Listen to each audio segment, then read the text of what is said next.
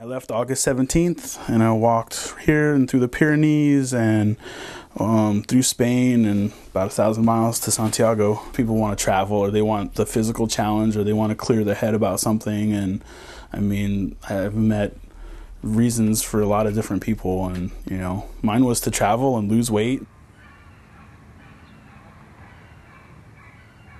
I felt like I was at the point of no return at one time, being 452 pounds. Most of my training was like on the stair stepper at the gym and on the bike path.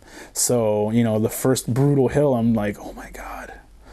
So, but I did it. Like the first day I did 10 miles, the second day I did 10 miles, and then it got to a point where I was doing 23 miles. There's trails, roads, streets, like it's a mix of everything. Sometimes you're right next to a highway, sometimes you're walking by an airport, sometimes you're out in the forest, sometimes you're out in the middle of sunflower fields and cornfields and in pastures.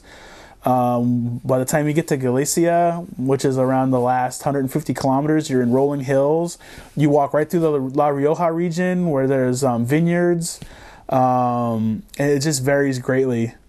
Desert, forests, walking along rivers, in the mountains. I've met somebody literally from every continent. I mean, I met a lady who was from Australia, but she is a chef at a scientific station in Antarctica. So literally I can say every continent. They're so friendly to pilgrims. I mean, because it's tradition, like it's been going on for, over 1,000 years. There's also a spot called the Iron Cross, the Cruz de Ferro. And so you're supposed to leave a symbol of your burdens behind there. Mostly it's a rock. It's a rock that symbolizes your burdens. And so mine came from a propane fire pit. I took it to Weight Watchers, and everybody in my class I had put 5-pound stickers on it. So you get a 5-pound sticker when you lose 5 pounds.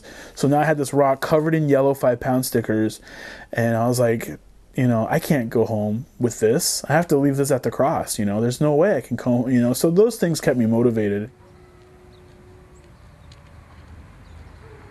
I get to there's an arch, an archway, and I know the courtyard's on the other side, and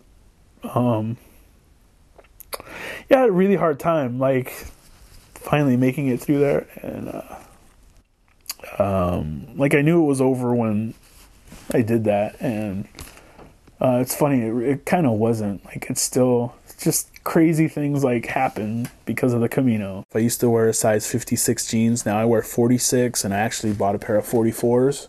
When I came home from Europe, I didn't need the seatbelt extension in the airplane. Those are some of the big ones right there. When I'm sitting in the passenger seat, I don't have to unbuckle my seatbelt to bend over and pick something up from the floorboards. All those things have been incredible.